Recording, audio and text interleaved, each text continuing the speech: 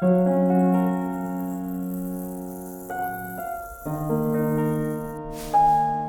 greatest expression of love, அன்பை வெளிப்படுத்துவதற்கு பிரதானமான வழி என்பது கொடுப்பது.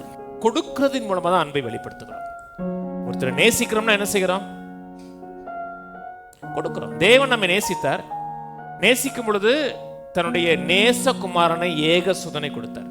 என்னை காட்டிலும் கீழான நிலையில் இருக்கிற மக்களுக்கு நான் கொடுக்க நான் கடமைப்பட்டிருக்கிறேன் நினைக்கிறாங்க. நீ கடமைப்பட்டிருக்கிறேன்ங்கிற விதத்தில் நீ கொடுத்தீர்கள் என்றால் அது கொடுப்பது கிடையாது. கடமையின் அடிப்படையில் கொடுக்கல, நான் கொடுக்க கடன்பட்டவங்கிற அடிப்படையில் கொடுக்கல. உங்களுக்குள்ள தேவ ஆவி ஊற்றப்பட்டிருக்கிறது. தேவ ஆவி கொடுக்கப்படும், தேவன் அன்பு ஊற்றப்பட்டிருக்கிறது.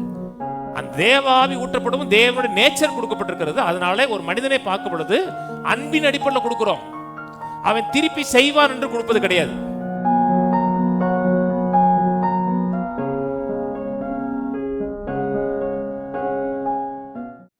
பெருக்கத்தின் தேவன் என்று பார்த்து வருகிறோம். நம்மளோட ஆராதிக்கிற தேவன் பெருக்கத்தை ஏற்படுத்துகிற தேவன், குறைச்சலை ஏற்படுத்துகிற தேவன் கிடையாது.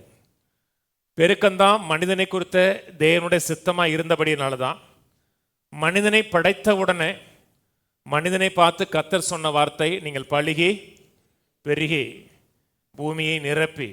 மனிதனை குறித்த அதான் அவரோட ஆசையாக இருந்துச்சு. மனிதன் பெருகணும், மனிதன் விருத்தி அடையணும்னு சொன்ன உடனே மனிதனை பார்த்த உடனே அந்த வார்த்தையை சொல்கிறார். ஏன்னா அவருடைய உள்ளத்தின் ஏக்கமாக இருந்தபடியினால தான் நீ பழுகணும், பெருகணும், விருத்தி அடையணுங்கிறாரு. இந்த விதத்தில் நமக்கு ஒரு வெளிப்பாடு அவசியம், ஒரு தெய்வீகமான அறிவு அவசியம். இந்த விஷயத்தில் சபையானது, அநேக சபையானது வஞ்சிக்கப்பட்டிருக்கிறது. சில நேரத்தில் நம்முடைய சபைகளை செழிப்பை போதிக்கிறோம், சுகத்தை போதிக்கிறோம், நிறைவான வாழ்க்கையை போதிக்கிறோம். சில மக்கள் சொல்லுவாங்க, அவங்க போதிக்கிற சர்ச்சுக்கு போகாதீங்க, அது ஹெல்த்தையும் வெல்த்தையும் போதிக்கிற சர்ச்சுமாங்க, ஹெல்த் அண்ட் வெல்த் காஸ்பல்மாங்க. நீங்கள் காஸ்பல்னாவே நற்செய்தி, அதில் ஹெல்த் இல்லை, அதில் வெல்த் இல்லைன்னா அப்புறம் அது நற்செய்தின்னு சொல்ல முடியாது. அதில் ஆரோக்கியமும் இல்லை, அதில் நிறைவும் இல்லைன்னா அப்புறம் அது அப்படி நற்செய்தி? அதில் ஒன்றுமே இல்லையே. அது நற்செய்தி காஸ்பல் என்றால் அதில் கட்டாயம் ஒரு மனித வாழ்க்கைக்கு வேண்டிய அத்தனை நன்மைகளும் நிறைந்ததாக இருக்கணும். சில மக்கள் பணத்தை போதிக்கிறார்கள். அன்னைக்கு கூட நம்மளுடைய தலைமை போதகட்ட பேசிகிட்டு இருக்கும்போது சில காரியத்தை குறித்து பேசும்பொழுது சிலர் ப்ராஸ்பரிட்டியை போதிக்கிறாங்க.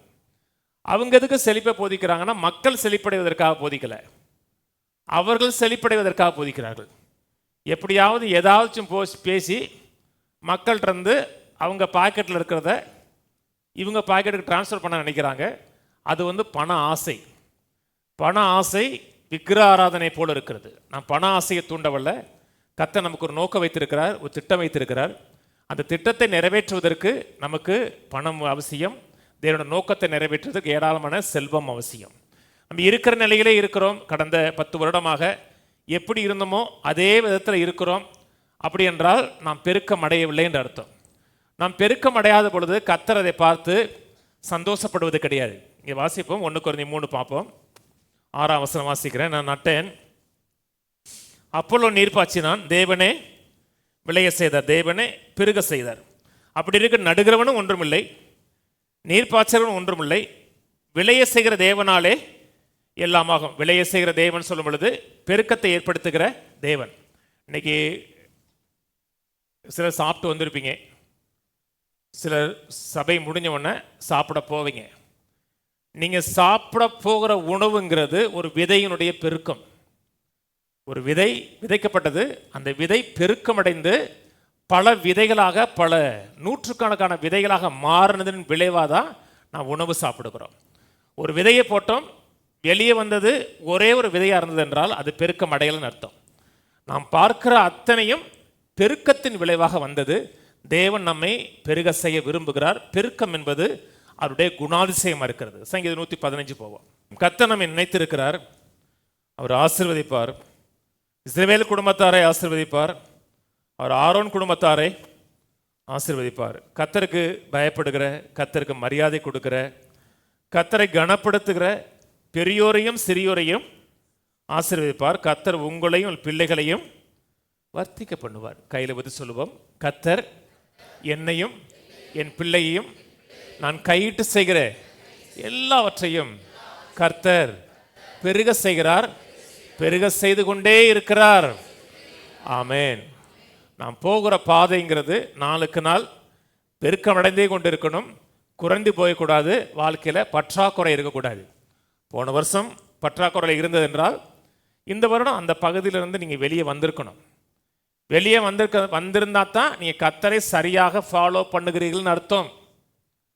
கர்த்தர் நடத்துகிறாருங்க அப்படின்னு சொல்லி 10 வருஷமாக இன்னும் கடன்லே இருக்கீங்கன்னா கர்த்தர் உங்களை நடத்தலை, நீங்கள் உங்கள் வாழ்க்கையை நடத்தி போயிட்டுருக்கீங்கன்னு அர்த்தம். கர்த்தருடைய ஆலோசனையையும் கர்த்தருடைய வழி நடத்தலையும் நான் கேட்கலன்னு அர்த்தம். கர்த்தர் நம்மை பெருக பண்ணுகிறார், விருத்தி அடைய பண்ணுகிறார். நம்முடைய பெருக்கத்தில் கர்த்தர் சந்தோஷப்படுகிறார். நீங்கள் பெருக்கமே அடையலை, இருக்கிற நிலையிலேயே அப்படி இருக்கீங்கன்னா உங்களை பார்த்து கர்த்தருடைய இருதயம் அப்படி பூரிப்படையாது இல்லையா? பிள்ளைகள் பாஸ் மார்க் தான் வாங்கிட்டு வரான் அப்படின்னா அதை பார்த்து உங்களுக்கு அப்படியே பூரிப்பாயிருவீங்களா? எல்லாமே 99 99.5 அப்படின்னா என்ன இருக்கும்? 4 பேருக்கு சொல்லுவோம், ஸ்டேட்டஸ் வைப்போம் இல்லையா? இந்த ஸ்டேட்டஸ் வைக்கிறத ஒரு சொல்ல விரும்புகிறேன் உங்களுக்கு. கண்டதெல்லாம் ஸ்டேட்டஸ் வைக்காதீங்க, நல்லது ஸ்டேட்டஸ் வைங்க. ஒரு 4 நாளைக்கு முன்னாடி 10:30 மணி ஒரு சகோதரி கூப்பிட்டாங்க. நெக்ஸ்ட் அவ்வளோ அர்ஜென்ட் தானே, 10:30 மணிக்கு கூப்பிட்றாங்கன்னா அர்ஜென்ட் இல்லையா? அர்ஜென்ட்டு தான், ஜோ பண்ணுங்க. நான் பெரிய அர்ஜென்ட் இல்லை, கொஞ்சம் சுகம் தேவைப்படுகிறது. எப்படி என் பிரசங்கத்தை கேட்டீங்கன்னு கேட்டேன். அவங்க சிபிஎம் சர்ச்சுக்கு போகிறவங்க கோயம்புத்தூரில்.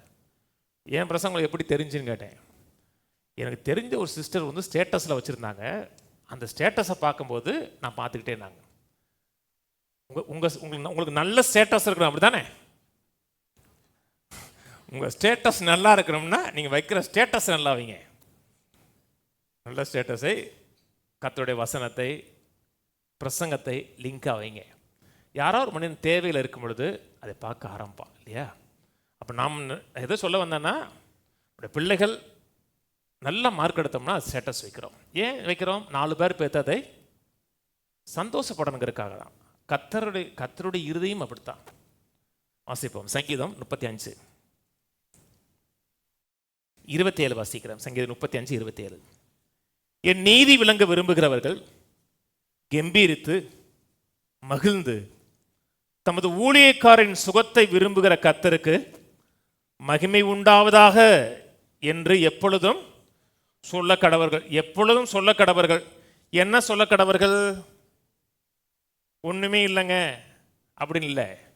என்னுடைய செழிப்பையும் என்னுடைய சுகத்தையும் என்னுடைய நல்வாழ்வை விரும்புகிற தேவனுக்கு மகிமை உண்டாவதாக என்று சொல்லணும். நாம சொல்லுவோம், கர்த்தர் என் வாழ்க்கையில இருக்கிற செழிப்பின் மூலமாக, சுகத்தின் மூலமாக மகிமை அடைவாராக. ஆமென். மகிமை என்ன? மகிமைன்னா என்ன? ஒருவரை குறித்த நேச்சர். நம்முடைய செழிப்பையும் செல்வத்தையும் இந்த உலகம் காக்கும் பொழுது நம்ம ஆராதிக்கிற தேவனுடைய குணாதிசயம் உலக மக்களுக்கு தெரியும். இந்த தேவன் எவ்வளவு நல்லவர், இந்த மனிதனை எவ்வளவு வாழ வைத்திருக்கிறார் என்று உலக மக்களுக்கு தெரியும். இது சொல்லப்பட்டிருக்கிறது, சுகத்தை விரும்புகிற கர்த்தர்க்குன்னு இருக்கு. நீங்கள் ஆங்கில பைபிளில் செழிப்பை விரும்புகிற கர்த்தர்ன்னு இருக்கு. ஏன் தமிழில் சுகம்னு போட்டு ஏன் ஆங்கிலத்தில் செழிப்புன்னு போட்டிருக்காங்கன்னா, அதில் பயன்படுத்தப்பட்ட எபிரேய வார்த்தை ஷலோம். ஷலோம்ங்கிற வார்த்தை செழிப்புக்கும் பயன்படுத்தலாம், சுகத்துக்கும் பயன்படுத்தலாம். ஒரு மனிதனுடைய முழு நல்வாழ்வை குறிக்கிற வார்த்தை தான் ஷலோம். ஷலோம் என்றால் நத்திங் மிஸ்ஸிங், நத்திங் லேக்கிங். எந்த நன்மையும் குறையப்படலை, எல்லாமே நிறைவாக இருக்கிறது. இங்கே சுகத்தை விரும்புகிற தேவன் இருக்கு. நீங்கள் ஆங்கில பைபிளில் ஹி டிலைட்ஸ்னு போட்டிருக்கு. நம்முடைய சுகத்தில் இன்பம் காண்கிற தேவனாக இருக்கிறார். நம்முடைய செழிப்பில் இன்பம் காண்கிற தேவனாக இருக்கிறார். எந்த தாய் தகப்பனும் தங்கள் பிள்ளைகள் வறுமையில், குறைவில், பற்றாக்குறையில் இருக்கிறத பார்த்து அப்படியே சந்தோஷம் அடைவது கிடையாது. நீ கஷ்டப்படுறத பார்த்து இருதயம் அப்படியே பூரிக்குதுப்பான்னு சொல்கிறது கிடையாது. பிள்ளைகள் நிறைவாக வாழும் பொழுது, சந்தோஷமாக வாழும் பொழுது தான் நம்முடைய இருதயம் சந்தோஷம் அடைகிறது, மகிமை அடைகிறது. கர்த்தருக்கு நம்ம நன்றி செலுத்துக்கிறோம். ஆகவே எந்த சூழ்நிலையிலையும் தரித்திரியத்தை நல்லதென்று பார்க்காதீங்க. தரித்திரியம் கெட்டது, செழிப்பு நல்லது. தரித்திரியம் சாபம் பைபிள் சொல்லுது. அதனால் தரித்திரத்தில் இருக்கிறதையும் குறைவில் இருக்கிறதையும் கர்த்தர் இப்படி நடத்துகிறாரு அப்படி சொன்னீங்கன்னா, கர்த்தர் ஒருபோதும் நம்மை சாபத்துக்குள்ளே நடத்துவது கிடையாது. அது மட்டுமல்ல, ஆசீர்வாதத்தையும் செழிப்பையும் பிரிக்க முடியாது. கர்த்தர் உங்களை ஆசீர்வதித்திருக்கிறார் அப்படின்னா கட்டாயம் உங்கள் வாழ்க்கையில் செழிப்பு, கட்டாயம் பொருளாதார செழிப்பு வெளிப்படக்கூடியதில் இருக்கணும். வாழ்க்கையில் மிகவும் ஆசீர்வாதத்திலேயே, ஆசீர்வாதம் கொடுக்கறதுலையே ரொம்ப கீழ்மட்டமானது பொருளாதார பெருக்கம் இருக்கிறதுலையே. அதான் லோ. நான் சொல்றது புரியுதுங்களா? பொருளாதார பெருக்கத்திலேயே நம்ம ஒரு மாற்றத்தை பார்க்கலன்னா கர்த்தரோடு நடக்கையில் நம்ம சரியா இன்னும் பெரிய வெளிச்சத்தை பெறவில்லை என்று அர்த்தம். நான் சொன்னது புரியுதுங்களா? உங்களை குற்றப்படுத்திருக்கா சொல்லலை, உங்களை சரிப்படுத்திருக்கா சொல்கிறேன். போன வாரம் பார்த்தா மார்க் சுவிசேஷத்தில் ஒரு பணக்காரன் வர்றான், நித்திய ஜீவனை சுதந்திரித்துக் கொள்ள வருகிறான். என்ன செய்யணும்னு வர்றான். கர்த்தர் என்ன செய்யணும்னு சொல்லலை, இவன் விரும்புகிறதை செய்ய சொல்லாமல் இன்னொரு காரியத்தை சொல்கிறார். அவனுக்கு பண ஆசை இருந்ததுனால, பணம் அவனுக்கு தெய்வமாக இருந்ததுனால பணத்தை விட்டுட்டு என்னை ஃபாலோ பண்ணார். அவரை ஃபாலோ பண்ணோம்னா பணம் உங்களை ஃபாலோ பண்ணும். எப்பொழுதுமே பணத்தை ஃபாலோ பண்ணக்கூடாது, கர்த்தரை ஃபாலோ பண்ணுங்க. கர்த்தருடைய நோக்கத்தை ஃபாலோ பண்ணுங்க. கர்த்தருடைய நோக்கத்தை நிறைவேற்ற பணம் உங்களை ஃபாலோ பண்ணும். அதான் ஒரு கண்ணியமான வாழ்க்கை, கௌரவமான வாழ்க்கை. அவன் கர்த்தரை விட்டு அப்படியே போயிட்டான் இருக்கு. இன்னும் கர்த்தர் சொல்றார், ஐஸ்வர்யவான்கள் தேவனோட ராஜ்யத்தில் பிரவேசிப்பது எவ்வளவு அரிதா இருக்கிறதுன்னு சொன்ன உடனே சீசர்கள் ஆச்சரியப்படுகிறார்கள். ஏன் சீசர்கள் ஆச்சரியப்படுகிறார் என்றால், ஆசீர்வாதத்தையும் ஐஸ்வர்யத்தையும் பிரிக்க முடியாது. கர்த்தரோடு ஜனங்கள் ஆசீர்வதிக்கப்பட்டவர்கள். ஆபிரகாம் ஆசீர்வதிக்கப்பட்டவர், ஈசாக்கு ஆசீர்வதிக்கப்பட்டவர், தாவீது, தானியேல், இவரெல்லாம் கர்த்தரை ஆசீர்வதித்தால் அவர்கள் எல்லாரும் செல்வந்தர்களாக இருந்தார்கள். அவர்களெல்லாம் தேவனுடைய ராஜ்யத்தில் பரலோகத்தில் இருக்கிறார்கள்னு பைபிள் சொல்லுது இல்லையா? அப்போ அவர்களெல்லாம் தேவனுடைய ராஜ்யத்தில் இருக்கிறார்கள் என்றால் எப்படி செல்வந்தர்கள் பிரவேசிக்க முடியாது என்று சொல்கிறார் என்று ஆச்சரியப்படுகிறார்கள். உடனே கர்த்தர் அதை விலைக்க சொல்கிறார். பணக்காரன் அல்ல, பணத்தின் மேல் நம்பிக்கை வைக்கிறவன், பணத்தை தன்னுடைய நம்பிக்கையா வைக்கிறவன் தேவனுடைய ராஜ்யத்தில் பிரவேசிக்க முடியாது இருக்கு. நாம் பணத்தை நம்பிக்கையா வைக்கல, கர்த்தரை நம்பிக்கையா வைத்திருக்கிறோம். கர்த்தரை நீங்கள் நம்பிக்கையா வைத்திருக்கிறீர்கள் என்றால் நம்முடைய நல்வாழ்வில் செல்வமும் செழிப்பும் சுகமும் கட்டாயம் இருக்கணும். 100 முறை சொல்வோம். என் செழிப்பில் சந்தோஷப்படுகிற தேவன் என் வாழ்க்கையில் மகிமை அடைவாராக.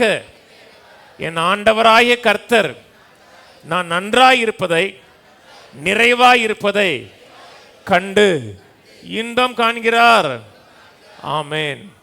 இதை அடிக்கடி சொல்லணும்னு பைபிள் சொல்லுது. எப்பொழுதும் எப்பொழுதும் சொல்ல கடவர்கள். எப்பொழுதும் ஏன் சொல்லணும்? மனதில், எண்ணத்தில், சிந்தையில் இருக்கணும். சில நேரத்தில் சில மதவாத போதனைகளை கேட்டீங்கன்னா, தரித்திரியமும் கர்த்தர் கொடுக்குறார் அப்படிங்கிறாங்க. தரித்திரியமாக இருந்ததான் நீ கர்த்தரோடு பயபக்தியாக இருப்ப.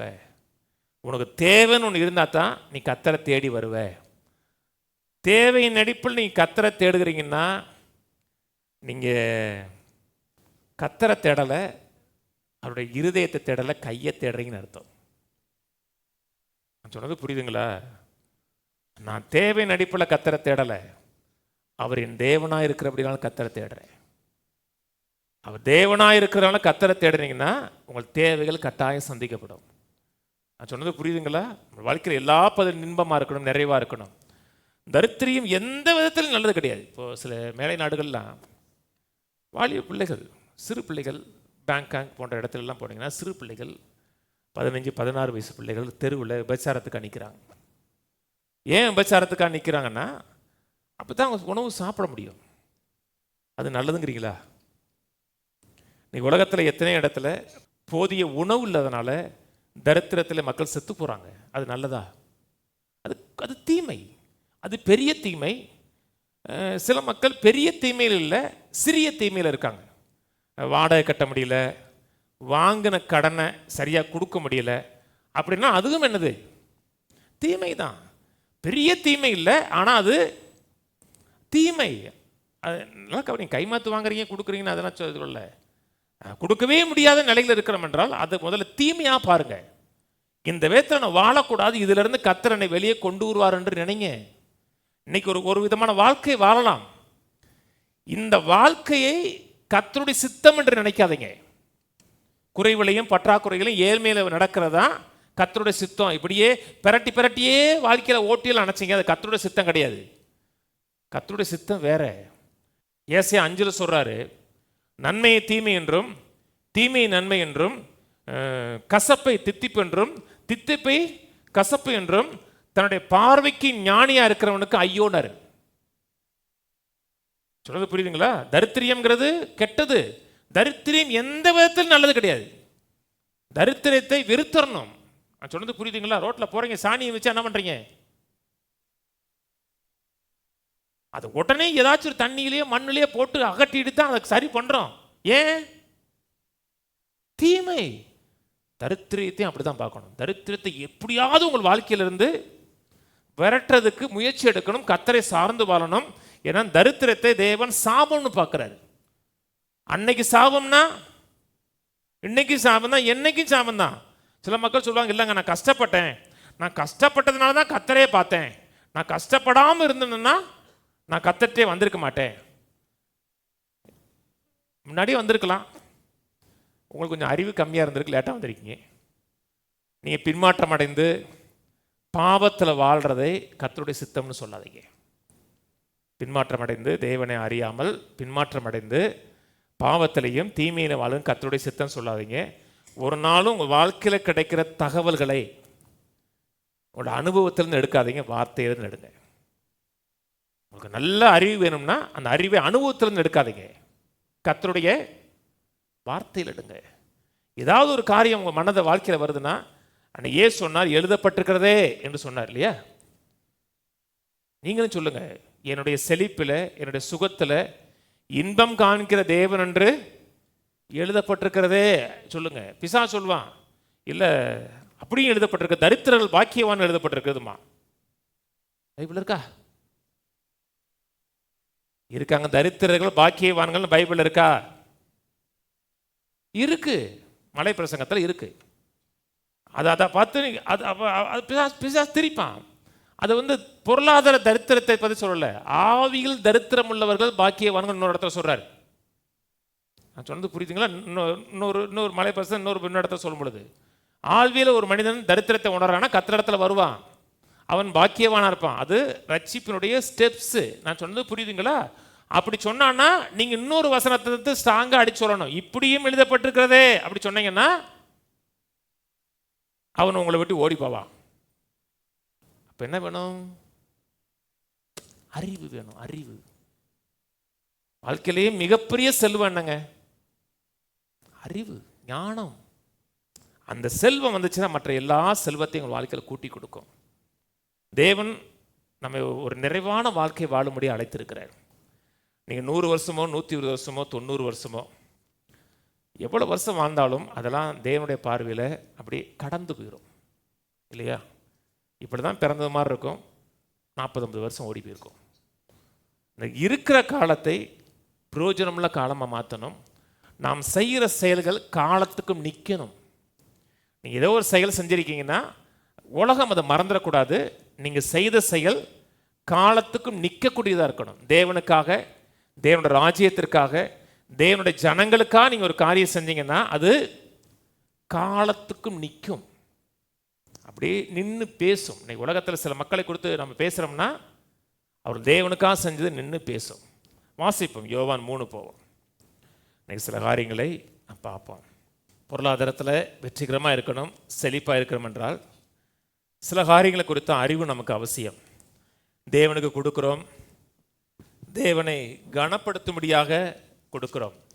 ஒரு முறையும் காணிக்கை கொடுக்கும் சொல்கிறோம், பொருளாலும் எல்லா விளைவின் முதற்பொருளாலும் கர்த்தரை கனம் பண்ணும்படியாக கொடுக்குறோம். இப்படி கொடுக்கும் பொழுது நம் கொடுக்கிறதுனால் வரக்கூடிய நன்மை என்னோட வாழ்க்கையில் வரணும். அநேக மக்களுக்கு ஏன் கொடுக்குறோன்னே தெரியாத பொழுது அதனுடைய நன்மைகளை பெற முடியாது. யோவான் போவோம். யோவான் 3:16 நமக்கு தெரிஞ்ச வசனம். தேவன் தம்முடைய ஒரே பேரான குமாரனை விசுவாசிக்க நீ எவனோ அவன் கெட்டு போகாமல் நித்திய ஜீவனை அடையும்படி அவரை தந்தரளி இவ்வளவாய் உலகத்தில் அன்பு கூர்ந்தார். தேவன் உலகத்தில் அன்பு கூர்ந்தார், தன்னை நேசிக்காத மக்களை அவர் அன்பு கூர்ந்தார். அவர் அன்பு கூர்ந்த பொழுது அவரை யாருமே நேசிக்கலை, தேவனை யாரும் தேடலை. நீங்களும் ஒரு மனிதனை நேசிக்கிறீர்கள் என்றால் உண்மையான அன்புங்கிறது அவன் நேசிக்கிறதுனால நீங்கள் நேசிப்பது கிடையாது. உண்மையான அன்பு இருக்கிறது என்றால் அவன் நேசிக்கிறானோ நேசிக்கலையோ, நாம் நேசிக்கிறோன்னு சொல்லும் பொழுது நான் சொல்கிற நேசங்கிறது கர்த்தருடைய அன்பு இல்லையா? நீங்கள் வேறு விதமான நேசத்தை போயிடக்கூடாது. அவங்க நேசிக்கிறாங்களோ இல்லையோ நான் நேசித்தா இருப்பேன், அதை சொல்லலை. புரிஞ்சிருக்குன்னு நினைக்கிறேன். அது ஒருதலை நேசத்தை சொல்லலை. நான் சொல்கிற நேசங்கிறது தேவனுடைய அன்பை சொல்கிறேன். ஒரு மனிதன் உங்களை நேசிக்கிறானோ நேசிக்கலையோ அவள் நேசிங்க. தேவன் நேசிக்கும் பொழுது முரட்டாட்டம் உள்ள வணங்காத ஜனங்களை தேவன் நேசித்தார். எதுக்கு நேசித்தார்? தன்னுடைய குமாரனை கொடுத்து நேசித்தார். மக்களை பாவத்திலிருந்து வெளியே கொண்டு வருவதற்காக நேசித்தார்னு சொல்லப்பட்டிருக்கிறது. தேவன் தன்னுடைய அன்பை வெளிப்படுத்தினார், ரிவீல் பண்ணினார். ஏற்கனவே ஒரு பிரசங்கத்தை சொல்லியிருக்கிறேன்.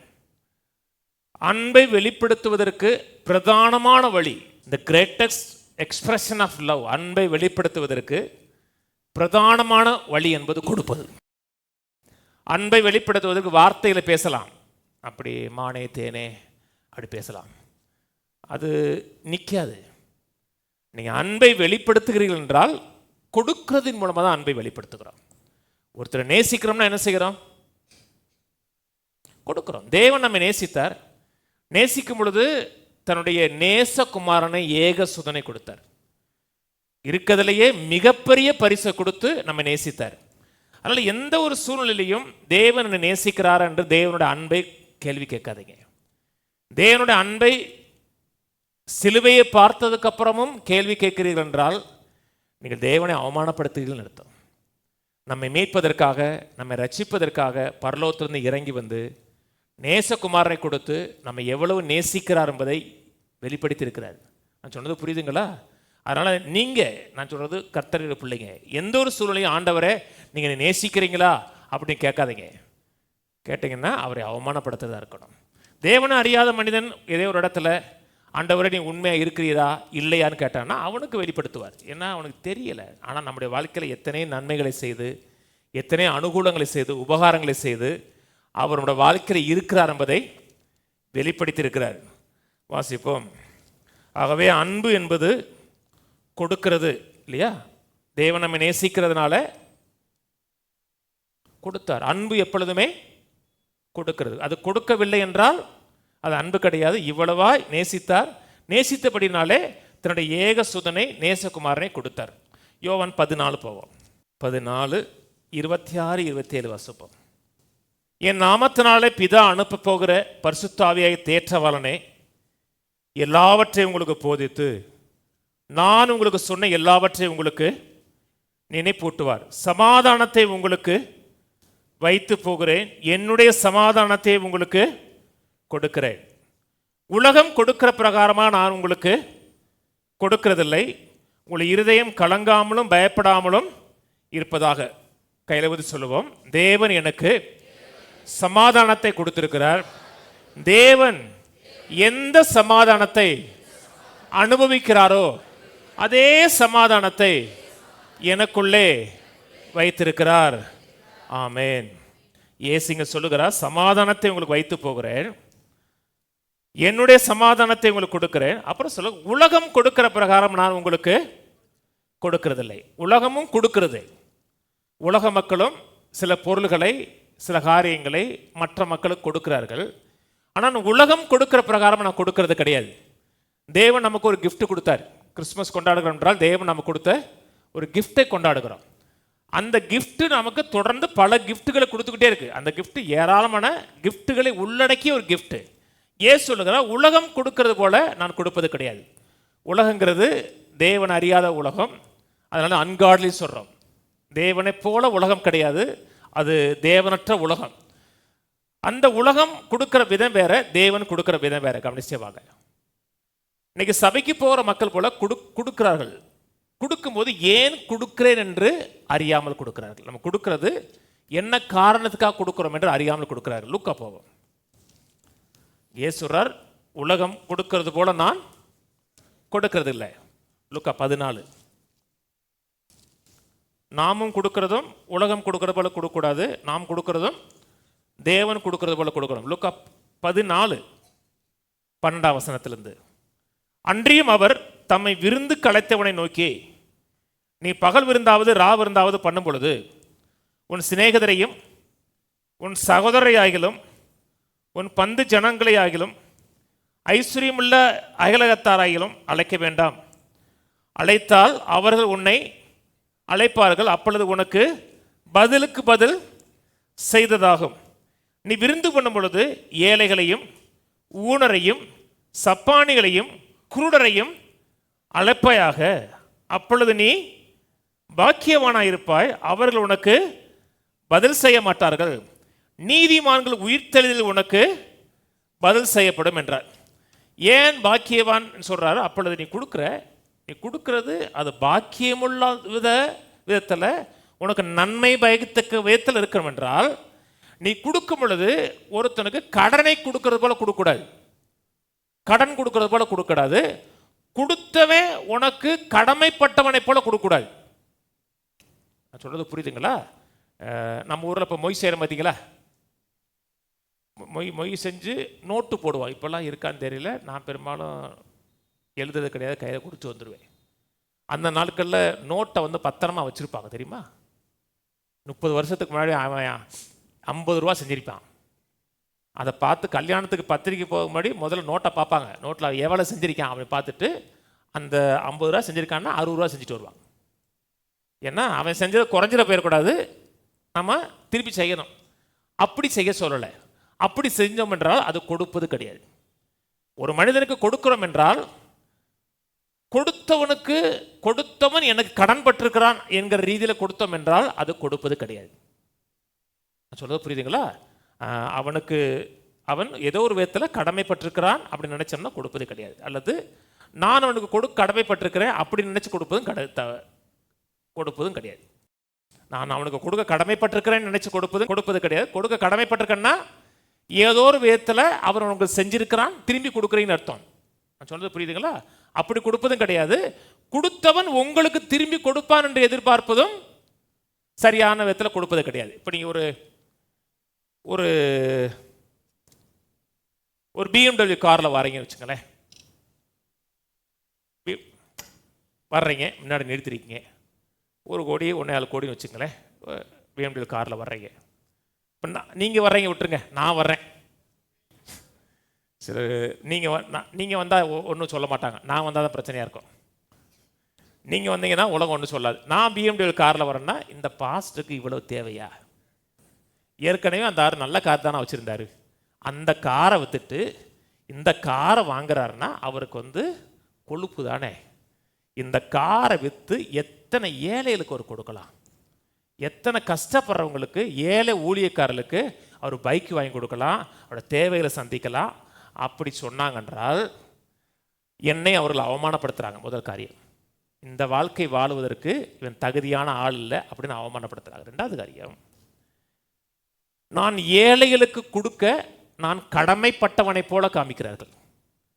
நான் கையில் வச்சிருக்கிற காசு வந்து ஏழைகளுக்கு கொடுக்க நான் கடன் பட்டுக்கிறதை போல காமிக்கிறேன். நான் ஒருவனுக்கு கடன் பட்டிருக்கிறேன் அல்லது ஒருவனுக்கு செய்ய நான் கடமைப்பட்டிருக்கிறேன் என்று நினைத்தோம் என்றால் அது கொடுப்பது கிடையாது.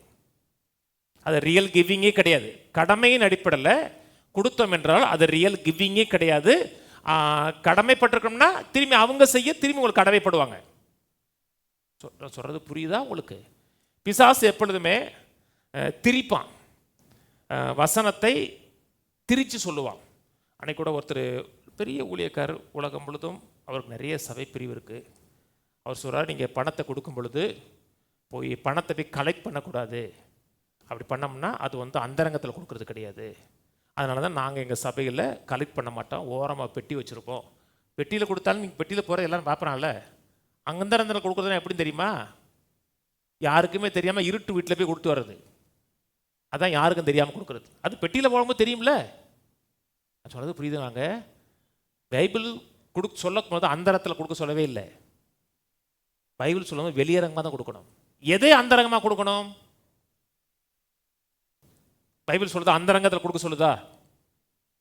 சொல்லுதுங்க. ஒரு கை கொடுக்கறது மறுகை கொடுக்க. அது எது தானம் தர்மம் பண்ற சொல்றது, ஏழைகளுக்கு பிச்சை கொடுக்கறத பத்தி சொல்லுது. நீங்க கர்த்தருக்கு பிச்சையா போடுறீங்க, தானம் தர்மம் பண்றீங்களா? இன்னைக்கு பழைய ஏற்பாட்டு காலத்தில் காணிக்கை கொடுக்கும்போது எப்படி போச்சுன்னா ஊர் உலகத்துக்கே தெரியும். காணிக்க கொண்டு போகிறான்னு. பிசாசு எப்பொழுதுமே சில காரியங்கள் திரிப்பான். பைபிள் சொல்லுது அவன் ஒளியின் தூதனை போல வருவான் இருக்கு. அப்போ நமக்கு பைபிள் வசனம் தெரியலைன்னா பிசாசை நம்மை ஏமாற்றுவான், வஞ்சிப்பான். இன்றைக்கி கோடிக்கணக்கான மக்கள் எனக்கு கையில் காசு இருக்குது, பணம் இருக்குது, அதனால் நான் மற்றவர்களுக்கு கொடுக்க என்னை காட்டிலும் கீழான நிலையில் இருக்கிற மக்களுக்கு நான் கடமைப்பட்டிருக்கிறேன்னு நினைக்கிறாங்க. நீ கடமைப்பட்டிருக்கிறேங்கிற விதத்தில் நீ கொடுத்தீர்கள் என்றால் அது கொடுப்பது கிடையாது. சொல்கிறது புரியுதுங்களாங்க? அது கடமை போல, கடனை போல பார்க்கறது. நீ கொடுக்கறது அன்பின் அடிப்படையில் கொடுக்கணும். தேவன் நம்மை கொடுத்தாரா? ரட்சிப்பை கொடுத்தாரா? சொல்றது புரியுது? தேவன் நம்ம ரட்சிப்பை கொடுத்தாரா? நாம் ரட்சிக்கப்படுவதற்கு நாம் தகுதியான ஆளா? அல்லது தேவன் நம்ம ரட்சிப்பதற்கு தேவன் கடன்பட்டவரா? நமக்கு பரிசுத்தாவி கொடுத்திருக்காரு, நம்ம பரிசுத்தாவி கொடுப்பதற்கு தேவன் கடன்பட்டவரா? தேவன் கொடுத்தாரா? எதன் கொடுத்தார்? நம்மை ரட்சிப்பதற்கு ஒரு கடமைப்பட்டதனால கொடுத்தாரா? கொடுக்கல. நம்மை ரட்சிப்பதற்கு அவர் எந்த கடமையும் படலை. நம்ம தான் பாவம் செய்துட்டு அவர் விலகி போனோம். தேவன் நம்ம எது கொடுத்தாருன்னா நம்மை நாமே ரட்சிக்க முடியாது, ரட்சிக்கக்கூடிய நிலையில் இல்லை. அதனால தேவன் நம்ம மேல வைத்திருக்க அன்பின் அடிப்படையில் தன் குமாரனை கொடுத்தா நம்மை ரட்சித்தார். நான் சொன்னது புரியுதுங்களா? தேவன் என்னை இவ்வளவு ரட்சித்திருக்கிறாரு, தேவன் எனக்கு இவ்வளவு செஞ்சிருக்கிறாரு. அதன் அடிப்படையில் நான் தேவனுக்கு ஏதாவது செய்ய வேணாமா? நான் தேவனுக்கு கடமைப்பட்டவன் அல்லவா அப்படி நினைச்சீங்கன்னா நீங்க தேவனை அவமானப்படுத்துறீங்கன்னு அர்த்தம். நான் சொல்றது புரியுதுங்களாங்க? அவர் எனக்கு இவ்வளவு செஞ்சிருக்கிறாரு, அதனால இவ்வளவு அவர் செய்த செயலுக்கு நான் கடன் பட்டிருக்கிறேன். நான் கடனை ஏதாவது விதத்தில் அவருக்கு நான் திருப்பி செலுத்தி அந்த கடனை அடைச்சிருவேன்னு நினைச்சீங்கன்னா அவர் கொடுக்கிறதை நீங்க அவமானப்படுத்துறீங்கன்னு அர்த்தம். நான் சொல்றது புரியுதுங்களா? தசமா காணி கொடுக்கறது வேற, அது தேவனை கனப்படுத்துறதுக்காக கொடுக்கறது. ஆனா நான் கடனின் அடிப்படையில் கொடுத்தேன் நினைச்சோம் என்றால் அது அன்பு கிடையாது. தேவன் நமக்கு எதுக்கு? தேவன் நம்மை கடன் அடிப்படையில் கொடுத்தாரா? அன்பின் அடிப்படையில் கொடுத்தார். தேவன் நம்ம மேல் வைத்திருக்கிற பாசத்தின் அடிப்படையில் கொடுத்தார். நீங்களும் ஒருத்தர் கொடுக்குறீங்கன்னா கடமையின் அடிப்படையில் கொடுக்கல, நான் கொடுக்க கடன்பட்டவங்கிற அடிப்படையில் கொடுக்கல. உங்களுக்குள்ள தேவ ஆவி ஊற்றப்பட்டிருக்கிறது. அந்த தேவ ஆவி தேவனுடைய அன்பு, தேவ ஆவி கொடுக்கப்படும், தேவனுடைய அன்பு ஊற்றப்பட்டிருக்கிறது. அந்த தேவாவி ஊற்றப்படும் தேவனுடைய நேச்சர் கொடுக்கப்பட்டிருக்கிறது. அதனாலே ஒரு மனிதனை பார்க்கும் பொழுது அன்பின் அடிப்படையில் கொடுக்கிறோம். அவன் திருப்பி செய்வான் என்று கொடுப்பது கிடையாது. சொல்றது புரியுங்களா? அவங்க கடன் கேட்டாங்கன்னா அது வேற. ஆனா நீங்களா ஒன்றை கொடுக்குறீங்க, அன்பினால் பரிசுத்தாவினால் ஏவி ஒன்றை கொடுக்குறீங்கன்னா அவர்கள் திரும்பி கொடுப்பார்கள் அல்லது அவர்கள் ஏதாவது விதத்தில் நமக்கு நன்றியோடு இருப்பார்கள் என்று மனதில் வச்சு கொடுத்தீங்கன்னா அது தேவன் கொடுக்கறது போல கொடுப்பது கிடையாது, உலகம் கொடுக்கறது போல கொடுக்கிறது.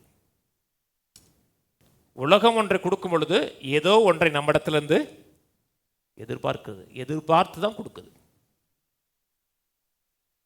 தேவன் நமக்கு ஒன்று கொடுக்கும்போது எதையுமே எதிர்பார்க்கல, கொடுத்தார். அதான் தேவனுடைய அன்பு. நீங்களும் தேவனுக்கு கொடுக்கும் பொழுது தேவன் கொடுப்பாரான்னு எதிர்பார்க்க கிடையாது, அன்பின் அடிப்படையில் கொடுக்குறோம். அது விதையாக கொடுத்தீங்கன்னா திரும்பி அறுவடையாக வரும். திரும்பி வாசிப்போம் லூக்கா 14:14. அப்பொழுது நீ பாக்கியவானாக இருப்பாய், அவர்கள் உனக்கு பதில் செய்ய மாட்டார்கள். ஏன் பாக்கியவானாக இருப்பாய்? அவர் உனக்கு பாக்கியவானாக இருப்பாய் சொல்லிட்டோன்னு அடுத்தவொன்னு என்ன வருது? ஒரு செமிகோலன் வருது, அப்படித்தானே? இந்த செமிகோலன் வருதுனாவே பெரும்பாலும் இதனுடைய அர்த்தம் என்னங்கிறது அடுத்து காமிச்சிடும். நீ பாக்கியவானா இருப்ப. ஏன் பாக்கியவானா இருப்ப? அவன் உனக்கு திரும்பி கொடுக்க மாட்டான். அவன் உனக்கு திரும்பி கொடுக்க மாட்டான்ங்கிற எதிர்பார்ப்போடு நீ கொடுத்தீங்கன்னா நீ பாக்கியவான். நீ கொடுக்குற, ஏன் கொடுக்குற? அவன் சந்தோஷமா இருக்கிறத பார்க்குற, அவனுக்கு ஏதோ ஒரு நன்மை நடக்கிறத பார்க்குற, அதன் அடிப்படையில் கொடுத்தேன் என்றால் நீ பாக்கியவான். நம்ம எதிர்பார்க்கவே இல்லைன்னு சொல்லலைங்க, கத்தட்ட எதிர்பார்க்குறேன். ஒரு மனிதனுக்கு ஒரு உதவி செய்கிறோம், ஒரு பொருளாதார உதவி செய்கிறோம் என்றால் நான் அந்த மனிதன்ட்ட எதிர்பார்க்கல, ஒன்றுமே எதிர்பார்க்கல. ஏன்னா அவன் எனக்கு நன்றியாக இருப்பான்னு எதிர்பார்க்கல, 4 பேருக்கு அவர் கொடுத்தாருன்னு சொல்லுவான்னு எதிர்பார்க்கல. நம்ம கொடுக்குறோம், அவ்வளோதான். That's all. அவன் நன்றியாக இருக்கிறா இல்லாமல் இருக்கிறது அவனுக்கும் தேவனுக்குள்ள காரியம். ஆனால் நான் கொடுக்கும்போது தேவன்ட்ட எதிர்பார்க்குறேன். தேவனுக்கு பெருக்கத்தை ஏற்படுத்துவார், விளைச்சலை ஏற்படுத்துவார் என்று எதிர்பார்த்து கொடுக்குறேன். இது ஒரு டிரான்ஸ்லேஷனை கொடுப்பா. And happy will you be, for they have nothing to repay you. அவர்கள் திருப்பி கொடுப்பதற்கு அவங்களுக்கு அது ஒன்றுமே இல்லை. இங்கே தமிழில் சொல்லப்பட்டிருக்கு அவர்கள் உனக்கு பதில் செய்ய மாட்டார்கள் இருக்கு. ஆனால் இங்கே சிஎல்வி சொல்லும் பொழுது for they have nothing to repay you. அவர் உங்களுக்கு திருப்பி செய்வதற்கு அவங்களிடத்துல ஒன்றுமே கிடையாது. அப்படிப்பட்ட ஆட்களுக்கு கொடுத்தீங்கன்னா நீங்கள் பாக்கியவானா இருப்பீர்கள் இருக்கு. தேவன் அதனுடைய ரிசல்ட்டை மதிப்பை உங்கள் வாழ்க்கையில் ஏற்படுத்தி கொடுப்பார். 1 பேதுரு போவோம். 1 பேதுரு 4:8. எல்லாவற்றுக்கும் மேலாக ஒருவர் ஊக்கமான அன்புள்ளவர்களாயிருங்கள். அன்பு திரளான பாவத்தை மூடும். முறுமுறுப்பு இல்லாமல் ஒருவரை ஒருவர் உபசரியுங்கள். முறுமுறுப்பு இல்லாமல் ஒருவருக்கொருவர். நீங்கள் ஒருத்தர் உதவி செய்யணும்னா முறுமுறுக்கக்கூடாது. எப்பா பாரு காசு காசு காசு காசு நம்மகிட்டே வந்து நிற்கிறா அப்படின்னு சொல்லி கொடுக்கும்போது நொய்யும் கொடுக்கூடாது. நான் சொல்கிறது புரியுதுங்களா? கொடுக்கும்போது அன்பின் அடிப்படையில் கொடுக்கணும். இவன் கொடுக்குறா, இவன் நன்றியே இல்லாதவன், நன்றி கட்டாத ஜென்மம், இந்த ஜென்மத்துக்கு நம்ம கொடுக்கணுமா அப்படியும் கொடுக்கூடாது. கொடுக்கும் பொழுது ஆண்டவர் உங்களுக்கு கொடுக்குறாரா, நம்ம ஆண்டவர் கொடுத்ததுக்கு அந்த அளவுக்கு நன்றியாக வாழ்ந்துட்டோமா, ஆனால் கொடுக்கும்போது இன்பமாக கொடுக்குறாரா? அதனால ஆண்டவர் சொன்னார், நான் உலகம் கொடுக்குறது போல கொடுப்பது கிடையாது. உலகம் கொடுக்கும் பொழுது ஒன்றை எதிர்பார்க்குது.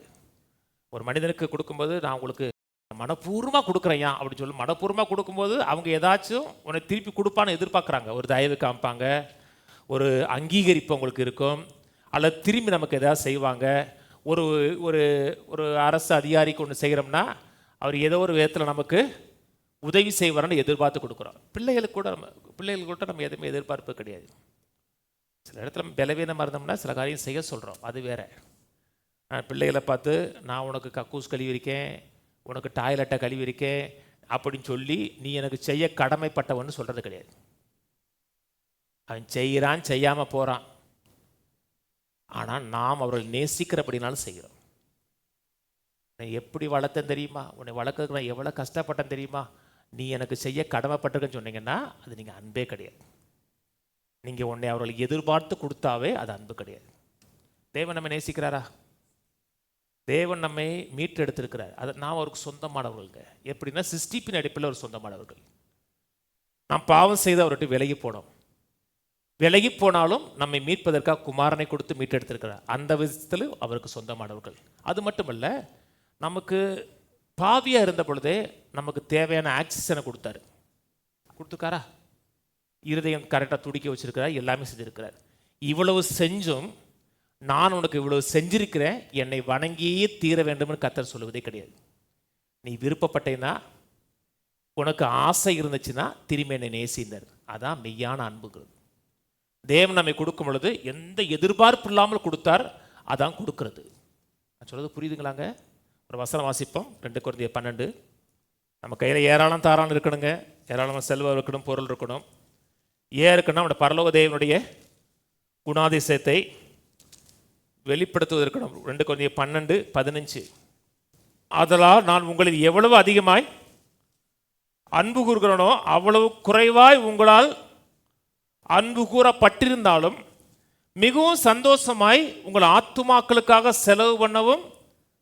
செலவு பண்ணப்படவும் விரும்புகிறேன். நான் உங்களை விழுந்து விழுந்து நேசித்தேன், ஆனால் நீங்கள் என்ன நேசிக்கல. அப்படி நேசிக்காமல் இருந்தால் கூட உங்களுக்கு ஆத்துமாவுக்காக செலவு பண்ணப்பட விரும்புகிறேன். இதுதான் அன்பு. இந்த அன்பின் அடிப்படையில் நம்ம கொடுக்குறோம் என்றால் அது திரும்பி ஒரு கனத்தையும் மரியாதையும் மேன்மை நமக்கு ஏற்படுத்தி கொடுக்கும். வாசிப்போம். திரும்பி மார்க்கு போவோம். மார்க்கு 14ஆம் அதிகாரம். மார்க்கு 14 தான் அந்த மரியாள் அந்த விலையேறப்பட்ட பரிமள தைலத்தை உடைச்சு ஆண்டவர் மேலே ஊத்துறா. மார்க்கு 14:3 வசனத்திலிருந்து. அவர் பெத்தானியாவில் குஷ்டரோகியாக இருந்த சீமோன் வீட்டிலே போஜனம் வந்திருக்கையில் ஒரு ஸ்திரீ விலையேறப்பட்ட நலதம் என்னும் உத்தம தைலமுள்ள வெள்ளைக்கல் பரணியை கொண்டு வந்து அதை உடைத்து அந்த தைலத்தை சிரசின் மேல் ஊற்றினால் அப்பொழுது சிலர் தங்களுக்குள்ளே விசனமடைந்து இந்த தைலத்தை இப்படி வீணாய் செலவழிப்பானை விசனம் அடைகிறாங்க, கோவப்படுகிறாங்க. இதை ஆரம்பித்தது யூதாஸ் காரியத்தை தான் ஆரம்பிக்கிறார். மற்ற எல்லாருமே அதில் இணைந்து கொள்கிறார்கள். இங்கே சொல்லும் பொழுது அது உத்தம தைலங்கிறாரு. அப்புறம் சொல்லப்பட்டிருக்கு விலையேறப்பட்டதுன்னு சொல்லப்பட்டிருக்கிறது. விலையேறப்பட்ட நலதம் என்ன உத்தம தைலம். விலையேறப்பட்டதுன்னு சொல்லப்படுது ரொம்ப காஸ்ட்லிங்கிறாங்க. யூதாஸ் தான் அது 300 வெள்ளிக்காசு கொடுக்கலாங்கிறாரு. ஆனால் அது விலையேறப்பட்டதுன்னா 300 வெள்ளிக்காசு கிடையாது, காஸ்ட்லி. அது சந்ததி சந்ததியாக கிஃப்டாக கொடுத்துட்டே இருப்பாங்க, ஈஸியாக அதை செலவழிக்க மாட்டாங்கிறாங்க. அதை வந்து ஒரு பொக்கிஷ மாதிரி பார்க்குறாங்க. அதை உடச்சி ஊத்துறா, அந்த வீடு முழுவதும் பரிமள தைலத்தினால் அப்படி நிறைஞ்சி நிற்குது, வாசம் அப்படி தூக்குது அந்த வீட்டில். அந்த பணத்தை கொண்டு ஏழைகளுக்கு உதவி செய்யலை, எந்த ஏழைகளுடைய தேவைகளும் சந்திக்கப்படலை. இதை குறித்து கொஞ்சம் பார்ப்போம். குறிப்பாக ஏழைகளுக்கு கொடுக்கறதை குறித்து நம்முடைய கடமை என்ன? மக்கள் சொல்கிறாங்களா, நமக்கு கர்த்தர் கொடுப்பதை காட்டிலும் ஏழைகளுக்கு கொடுப்பது தான் ரொம்ப முக்கியம். அவன் சொன்னாலும் இது இது இது விற்று ஏழைகளுக்கு கொடுக்கலாமே சொன்னான் இல்லையா? ஏழைகளுக்கு கொடுக்கறதுக்கு நம்முடைய கடமை என்ன? நீங்கள் நிறைய காசு இருக்குது, ஏராளமான பணம் இருக்கிறது. நான் ஒரு ஏழைக்கு கொடுக்க நான் கடன் பட்டிருக்கிறேன், கடமைப்பட்டிருக்கிறேன் என்கிற அடிப்படையை கொடுத்தீங்கன்னா அது கொடுப்பது கிடையாது. நான் சொல்கிறது புரியுதுங்களா? ஒரு ஏழை கொடுக்கும் பொழுது அது ஒரு கடன் போல, செலுத்த வேண்டிய ஒரு டியூ போல கொடுத்தீங்கன்னா அது கொடுப்பது கிடையாது, அது கிஃப்ட் கிடையாது. கிஃப்ட் என்பது கடனின் அடிப்படையில் கொடுத்தீங்கன்னா அது கிஃப்ட் கிடையாது, கடமையின் அடிப்படையில் கொடுத்தாலும் அது கிஃப்ட் கிடையாது. நான் சொன்னது புரியுதுங்களா? அன்பின் அடிப்படையில் கொடுக்குறதா கிஃப்ட். இன்னைக்கு ஒரு மனுஷன் ஏழையாக இருக்கிறான்.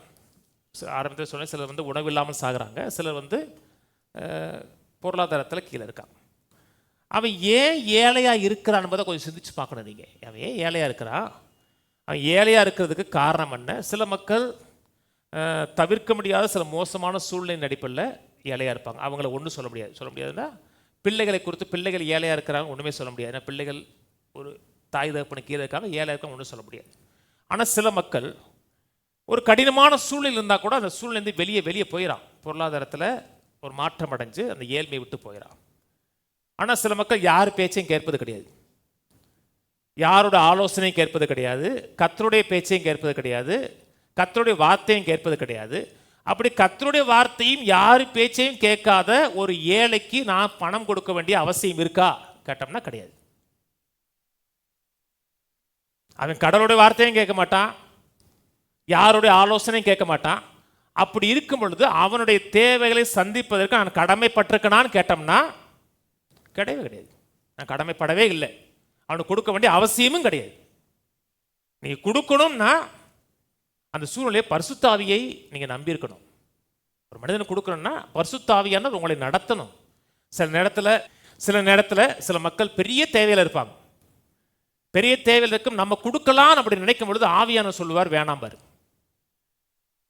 அன்னைக்கோட ஒருத்தர் என்கிட்ட கேட்டார், பிள்ளைக்கு ஃபீஸ் கட்டுறதுக்காக கேட்டார், ரொம்ப கெஞ்சி கேட்டார். நான் ஒரு நையா பைசா கூட கொடுக்க மாட்டேன்ட்டு, எனக்கு கொடுக்க முடியாது, எனக்கு வந்து பிராம்டிங் வரல. அவர் எவ்வளவு பெரிய தேவையில் இருந்தால் கூட ஆவியானவர் உங்களை நடத்தவில்லை என்றால் நீங்கள் கொடுக்கவே கூடாது. சில மக்களுக்கு நம்ம கொடுப்போம்னு நினைப்போம், ஆவியானவர் வேணாம் சொல்லுவார்.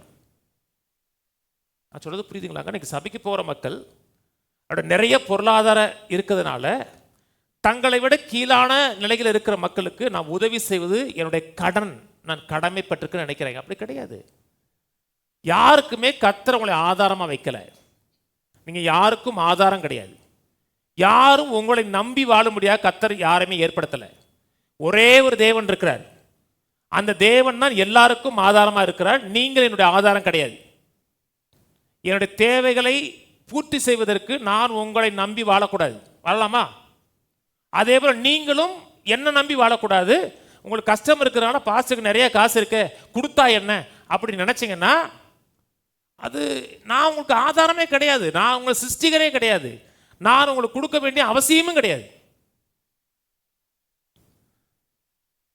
ஒரு மனுஷன் தேவனுக்கு செவி கொடுக்கல, கர்த்தருடைய வார்த்தைக்கு செவி கொடுக்கல, அவனுக்கு நான் ஏன் உதவி செய்யணும்? நான் சொல்றது புரியுங்க? அவன் வசனத்துக்கு செவி கொடுக்குறான், வார்த்தைக்கு செவி கொடுக்குறான், கர்த்தரை நம்பி வாழ்றான் அப்படின்னா ரைட்டு. நீங்கள் போகிற இடத்துலலாம் தேவையாக இருக்கிறதுக்கெல்லாம் தேவையை சந்திக்கிறீங்க வச்சுங்களேன், நீ கர்த்தரை மிஸ் பண்ணலாம். தேவன் ஒருவர் தான் ஆதாரம். எல்லாருக்கும் தேவன் ஒருவர் தான் ஆதாரம். ஒரு ஏழையாக இருக்கிறான் என்றால் அவன் நோக்கி பார்க்க வேண்டியது ஒரு மனுஷனை கிடையாது. அவன் ஏழ்மையில் இருக்கிறான்னா அவன் ஏழ்மையை போக்குவதற்கு நோக்கி பார்க்க வேண்டியது ஒரே ஆள் தேவன். தேவனைத்தான் நோக்கி பார்க்கணும். பொருளாதார கஷ்டம் வருதுன்னா அவன் மனதில் வர ஃபர்ஸ்ட் தாட் யாராக இருக்கணும்? கர்த்தராக இருக்கணும். அப்படி கர்த்தரை நோக்கி பார்க்குறான், கர்த்தரே ஆதாரமாக நோக்கி பார்க்குறான் அப்படின்னா சில நேரத்துல கர்த்தர் உங்களை ஏவி அவனுக்கு கொடுக்க வைப்பார். நான் சொன்னது புரியுதுங்களா? கர்த்தர் கொடுக்க வைக்க மாட்டான்னு சொல்லல. அவனுடைய தேவைக்காகவோ அவனுடைய மனதில் இருக்கிற விருப்பத்தை நிறைவேற்றுவதற்காகவோ அல்லது அவனுடைய தரிசனம் நிறைவேறுவதற்காகவோ கர்த்தர் உங்களை ஏவி கொடுக்க வைக்கலாம். அது வேற. நான் சொல்றது புரியுதுங்களா? ஆனா கொடுக்க நான் கடமைப்பட்டிருக்கிறேன்னு நினைச்சீங்கன்னா அது உங்களுக்கு ரிட்டனே வராது. நீ கடனின் அடிப்படையில் கொடுக்குறீங்க. கொடுக்கும்போது அன்பின் அடிப்படையில் கொடுங்க. பிரதிபலன் பார்க்காம கொடுங்க. நான் இவ்வளவு செஞ்சிருக்கேன், நன்றி கெட்ட ஜென்மம், நன்றி கெட்ட நாய் சொல்லுவாங்க இல்லையா? கேட்கலையா? கேட்டது இல்லையா? அப்படி சொன்னீங்கன்னா நீ கொடுக்கவே இல்லை. நீ கொடுத்தது கொடுப்பதே கிடையாது. அவன் எப்படி இருக்கான், என்ன விதத்தில் இருக்கான், தேவன் உங்களை பார்த்து எனக்கு அப்படி சொல்லியிருக்காரா? அவர் அதான் மெய்யான கொடுப்பதுன்னு அர்த்தம். அப்படி கொடுங்க, அதை ரிசல்ட்டை ஏற்படுத்தி கொடுக்கும். யோவான் அந்த மார்க் இப்போ 4 வரும், 14:4. அப்பொழுது சிலர் தங்களுக்குள்ளே விசனமடைந்து இந்த தைலத்தை எப்படி வீணாய் செலவழிப்பானேன், இது 300 பணத்துக்கு அதிகமான கிரயத்துக்கு விற்று தரித்திரருக்கு கொடுக்கலாமே என்று சொல்லி அவளை குறித்து முறுமுறுத்தாங்க. இது யாருடைய தேவையும் சந்திக்கலை, எந்த ஏழையுடைய தேவையும் சந்திக்கலை. யோவான் சொல்லும் பொழுது யூதாஸ் தான் ஆரம்பிக்கிறான். யோவான் சொல்லும் பொழுது அவன் திருடனாக இருந்தபடினா அப்படி சொல்கிறான் இருக்கு. ஏன் அப்படி சொல்கிறான்னா அவன் ஏழை குறித்து அவன் எந்த கரசனையும் கிடையாது. அது வித்துட்டோம்னா அந்த காசு நமக்கு வரும். அந்த வித்து காசெல்லாம் அவனுக்கு கொடுத்துருந்தான்னா அது வீண் சொல்ல மாட்டான். சில மக்கள் கர்த்தருக்கு கொடுக்கறது வீணுங்கிறாங்க. சொல்கிறாங்களா? சொல்கிறான் கர்த்தர் கொடுக்க ஏன் இவ்வளோ சொல்கிறீங்க, வீணுங்க அப்படிங்கிறாங்க. விசனம் அடைகிறார்கள், கோவப்படுகிறார்கள், ஏழைகளுக்கு கொடுக்கலாம் என்று சொல்லுகிறார்கள். அவங்க எத்தனை ஏழை கொடுத்தாங்கன்னு கேட்டோம்னா அவன் ஒரு ஏழைக்கும் கொடுக்க மாட்டான். அவன் மாய்மாலம் பண்ணுறவன். அவன் ஒரு ஏழைக்கு கொடுத்தது கிடையாது, ஒரு ஏழைக்கும் உதவி செய்து கிடையாது. அது மட்டுமல்ல, இந்த மரியா உடைச்சி ஊற்றுனா பார்த்தீங்களா, அது மரியாளுடைய பெர்ஃப்யூம். மரியா அவள்கிட்ட பெர்ஃப்யூமே இல்லை. யோவான் உட்காந்துருந்தார், யோவானோட பெர்ஃப்யூமை உடச்சி ஊற்றுனாருன்னா எல்லாருமே டென்ஷன் ஆகிருக்கலாம். சில மக்கள் பார்த்தீங்கன்னா அவங்க அவங்க அவங்க காசு கொடுக்க மாட்டாங்க, அடுத்தவங்க காசு கொடுக்க வைப்பாங்க. அப்படின்னா டென்ஷன் ஆகலாம். இது டென்ஷன் ஆகிறதுக்கு ஒன்றுமே கிடையாது. அவ காசு அவ கொடுத்துருக்குறான்னா நீங்கள் விசனம் அடைவதற்கு கோவப்படுவதற்கு ஒன்றுமே கிடையாது. இவன் வீணுங்கிறான். கர்த்தர் சொல்லாத நல்லதுங்கிறார். அவர் செய்தது நல்லதுங்கிறார்.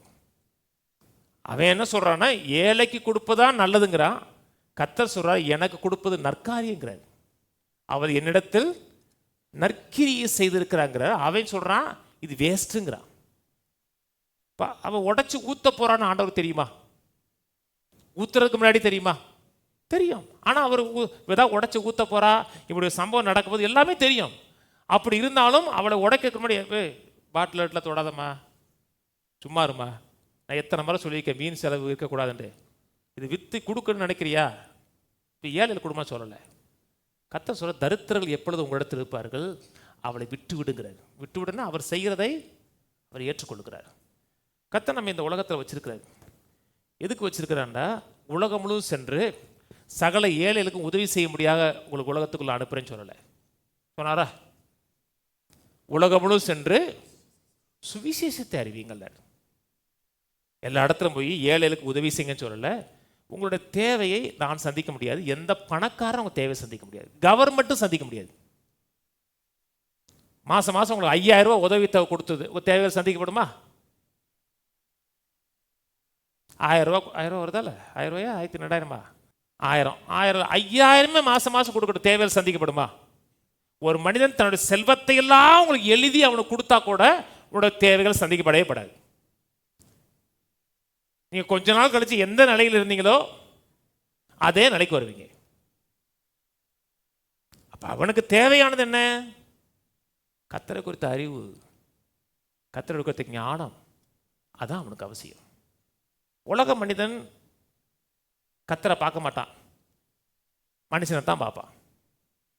நான் உங்களைத்தான் நம்பியிருக்கேன், உங்களைத்தான் தெய்வமாக பார்க்குறேன், உங்களை விட்டால் எனக்கு வேற வழியே இல்லை, அதனால் நீங்கள் எனக்கு செய்ய நீங்கள் கடமைப்பட்டிருக்கீங்கம்மா.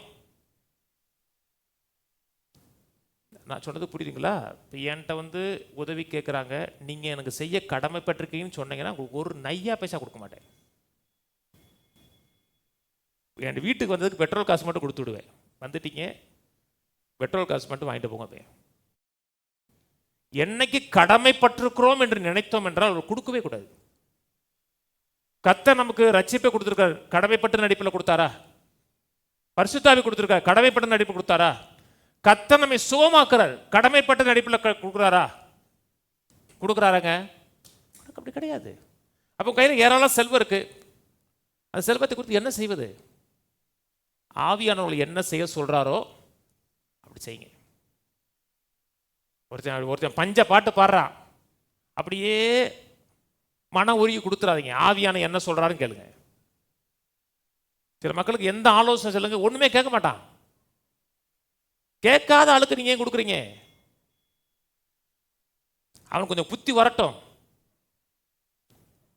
சிலருக்கெல்லாம் பட்டாதாங்க அறிவு வரும். நான் சொல்றது புரியுதா? வாசல் நீங்க உதவி செய்யறா, நிறைய உதவி செஞ்சுட்டு இருக்கேன். சில மக்கள் கேட்கும்போது கொடுக்கணும்னு ஏவல் வந்துச்சுன்னா உடனே கொடுத்துருவேன், அது வேற. ஆனால் என்னை ஒரு மனுஷன் ஆதாரமாக பார்க்குறான், இவர் கொடுப்பாரு அப்படின்னு நினச்சி பார்க்குறான்னா சாரி.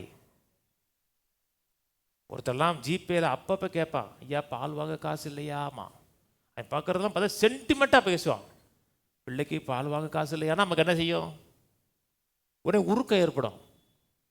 ஒரு முறை பால் வாங்க காசு கொடுக்கலாம், 2 முறை பால் வாங்க, அடிக்கடி பால் வாங்க காசு இல்லாமல் பொண்டாட்டி சிக்கா இருக்காம்மா. அப்புறம் அவன் நம்பரையே ஜிபேல பிளாக் பண்ணிட்டேன். அவன் யாருன்னே தெரியாது, அவனுக்கு கல்யாணம் முடிச்சிருக்கானா பிள்ளை பத்திருக்கான கூட எனக்கு தெரியாது. சொல்றது புரியுதுங்களா? கர்த்தர் உங்களுக்கு கொடுத்துருக்க காசை வீணாக்கி விடாதீர்கள். பிசாசு திருடுகிறவன்,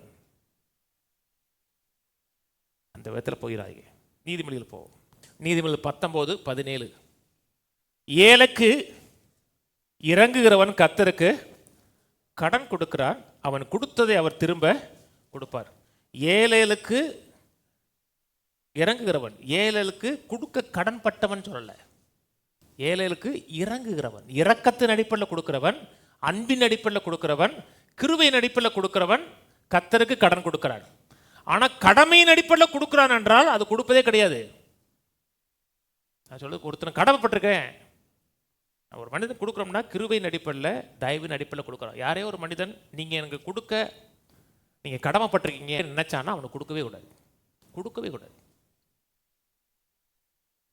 கர்த்தர்ட்ட போய் கர்த்தாவே நீங்கள் எனக்கு செய்ய கடமைப்பட்டிருக்கீங்கன்னு நினைச்சீங்கன்னா உங்களுக்கு வருகிற கிருபை நீங்கள் போக்கெடுக்கிறீங்கன்னு அர்த்தம். கடமையின் அடிப்படையில் கொடுத்தோம்னா அது கிருபை கிடையாது, தெரியுமா? சொல்றது புரியுதுங்களாங்க? ஆண்டவர் கடமையின் அடிப்படையில் கொடுக்குறாரா? ஆண்டவர் நம்ம கடன் பட்டிருக்கிறாரா? கிடையாது, கிடையாது. ஒரு மனிதன் கடமையின் அடிப்படையில் கேட்கிறான் என்றால் அவன் தனக்கு வருகிற கிருபையை போக்கடிக்கிறான். அவனுக்கு நீங்க 1 கோடி கொடுத்தா கூட அவன் நன்றியா இருக்க மாட்டான். ஏன் நன்றியா இருக்க மாட்டான்னா அவர் கொடுக்க கடன் பட்டிருக்கிறாரு, கொடுத்துருக்கிறாரு அப்படி நடப்பான். நான் சொல்றது புரியுதுங்களா? யாருமே நம்ம கொடுக்க கடன் பட்டவங்க கிடையாதுங்க, அப்பா அம்மா கூட கிடையாது. கல்யாணம் முடிச்சு வச்சுட்டாங்களா, எங்கள் அப்பா அம்மா கோடிக்கணக்கான சொத்து இருக்கு, அவங்க கொடுக்க கடன் அப்படிலாம் ஒன்றும் கிடையாது. உன்னை படிக்க வச்சாச்சுல, வளர்த்தாச்சுல, உனக்கு தேவன் தெரியும்ல, அங்கே போய் பார்த்துக்க, அப்படி வளருங்க. நான் என் பிள்ளைகளுக்குலாம் ஒரு சொத்தும் சேர்த்து வைக்கல, சேர்த்து வைக்க போகிறதும் கிடையாது. கர்த்தரை கொடுத்த அறிவை கொடுத்துருக்குறேன், கர்த்தர் யாருன்னு சொல்லி கொடுத்துருக்குறேன். உனக்கு தேவை வேணுமா? நைனா தான் அவர் தேவையை சந்திப்பார். கர்த்தரை கொடுத்த அறிவிலேயே வளருங்க. அநேக மக்கள் நான் நல்ல ஒரு வாழ்க்கை வாழ்வதற்கு நான் தகுதியானவன், அதனால கர்த்தர் செய்யணும், இல்லாட்டா அப்பா அம்மா செய்யணும். யாருமே உங்களை செய்ய கடமைப்பட்டவர்களே கிடையாதுங்க. அதனால் பிசாசு உங்களை குற்றப்படுத்த விடாதீங்க. இவ்வளோ காசு இருக்குது, அந்த ஏழைக்கு நீ கொடுக்காம இருக்கிற, நீ சுயநலவாதின்னு சொல்லி பிசாசு உங்களை குற்றப்படுத்த விடாதீர்கள். அதுக்கு இடம் கொடுக்காதீங்க. நான் சொல்றது புரியுதா? நடா இப்போ ஏழையில் குறித்த கரிசனைகள் அது இருக்குது, அது ஆண்டவர் உங்களுக்கு ஏவுவார், ஆண்டவர் ப்ராம்ப்ட் பண்ணுவார். அது கொடுக்க. அப்படி கொடுத்தீங்கன்னா கிருபையின் அடிப்பில் கொடுக்க, அன்பின் அடிப்பில் கொடுக்க. சில மக்கள் சொல்லுவாங்க, இல்லைங்க நான் ஜெபம் பண்ணேன், கர்த்தர் உங்களை தான் காமிச்சாரு. அப்படி சொல்லுவாங்க, கர்த்தர் உங்களை அப்படியே காமிச்சாரு, நீங்கள் தேவைகளை சந்திப்பீங்கன்னு கர்த்தர் தீர்க்கமாக சொல்லிட்டாரு. கொடுக்கவே கூடாது. என்னை ஆதாரம் எப்படி உங்களை காமிப்பாரு? அவர் தான் ஆதாரம். அப்படி தேவையில சந்திக்கணும்னா என்கிட்டயும் கொஞ்சம் சொல்லியிருக்கணும். அவர் இப்போ ஒருத்தர் வருவான், அவன் கொஞ்சம் பார்த்து செய்வான்னு சொல்லியிருக்கணும். அவங்க அவங்க என்ன அப்போ இல்லை, அவர் இருந்தாலும் யாருக்குமே கொடுக்க மாட்டார், அவர் காசு அவரே பய வச்சுக்கிறாரு. அவன் என்ன சொன்னாலும் அந்த குற்றச்சாட்டுகளை உள்ளத்தை எடுத்துக்காதீங்க. பவுல் சொல்கிறாரு, உன் இளமையை குறித்து யாரும் அசட்டை பண்ணாதபடிக்கு ஜாக்கிரதையாக இருக்கிற. அசட்டை பண்ணுறது என்னன்னா, அவன் சொல்கிற எண்ணத்தை நீ எடுத்துக்காத. அவன் உன்னை குறித்து என்ன சொன்னானோ அந்த எண்ணத்தை உள்வாங்கி கொண்டு அந்த எண்ணத்தின் அடிப்படையில் உன்னை மாற்றிக்காத. உனக்கு என்ன தெரியுமோ, என்ன ஆண்டவர் சொல்லியிருக்கோ அதன் அடிப்படையில் போ. ஒருத்தன் அசட்டை பண்ணுறான், உங்களை அற்பமாக நினைக்கிறான், அவன் நினச்சி போகிறான். நான் சொல்கிறது புரியுதுங்களா? போகும்போது துப்பிட்டு போகிறான், துப்பிட்டு இன்னும் கொஞ்சம் 10 பேரை துப்பு, அரை மணி நேரம் துப்பு, செத்து போவேன். துப்பிட்டே இரு. எனக்கு என்ன, அவன் சொல்றதை நீங்க உங்களை உள்வாங்கவே கூடாது. நான் சொல்றது புரியுதுங்களாங்க? சில சொல்லுவாங்க, நீங்க அந்த சர்ச்சுக்கா போறீங்க, செழிப்பை போதிக்கிற சர்ச்சா போதிக்க. அவன் சொன்னானா, ஐயோ அப்போ போற சர்ச்சை தப்போ அப்படி நினைக்கக்கூடாது. அந்த எண்ணத்தை நீ உள்வாங்கவே கூடாது. நம்ம என்ன போதிக்கிறோம், என்ன செய்கிறோம் என்று நமக்கு தெரியும், கர்த்தருக்கு தெரியும். சொல்றது புரியுதுங்களா? ஒரு மனிதன் தேவையில் இருக்கான், கஷ்டத்தில் இருக்கான், தேவன் யாருன்னு அவனுக்கு தெரியுது, தேவனை குறித்த அறிவு இருக்கிறது. அவன் தேவனை நோக்கி பார்க்குறான்னா வேதம் சொல்லுகிறது, அவர் எளியவனை புழுதியிலிருந்தும் சிறியவனை குப்பையிலிருந்து எடுத்து ராஜாக்களோடும் பிரபுக்களோடு உட்கார வைப்பார். அவர் உங்களை உட்கார வைப்பார்னா குத்தி காமிக்க மாட்டார். நான் தாண்டா அவனை உட்கார வச்சேன் அப்படின்னு குத்தி காமிக்க மாட்டார். உங்களை கண்ணியமாக வாழ கேட்க சொல்கிறாங்க. யாரையுமே ஆதாரமாக பார்த்துறாங்க.